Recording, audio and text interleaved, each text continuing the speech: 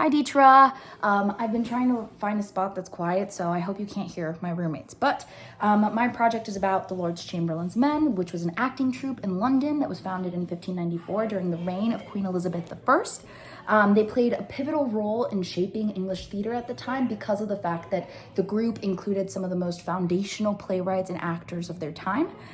It was formed by this man named Henry Carey, who was the first Baron of Hudson, and he was the Lord Chamberlain of the royal household.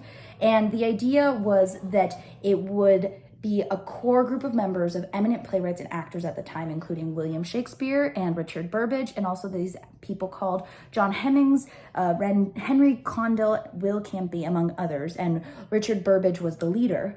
And interestingly enough, it's funny, the company was formed right before the bubonic plague, but that meant that then when the bubonic plague ended, there was a surge in wanting to go back to the theaters, which made them very, very famous. In terms of their contributions, the big fact that they were associated with Shakespeare made them such an elevated group that people wanted to go see. And because of that connection to Shakespeare, they ended up staging a lot of Shakespeare's plays. They ended up being like the actors that Shakespeare would use for most of his renowned works, including Hamlet, Macbeth, Othello, King Lear, among others. And they pioneered this concept of the repertory system, which is this idea that a company, instead of performing one show over and over again and mastering it, they do rotation of a selection of plays so that they're not specializing on a single production. And it provided not only variety for the audiences, but also allowed the actors to showcase their versatility by portraying a diverse range of roles. In terms of challenges that they might have faced, one is that, with the Elizabethan and Jacobean eras, they had to navigate censorship and religious scrutiny and financial instability that, actors and theaters would have to always worry about when they were telling stories and choosing how to tell their stories with the volatile political and social climate of the time.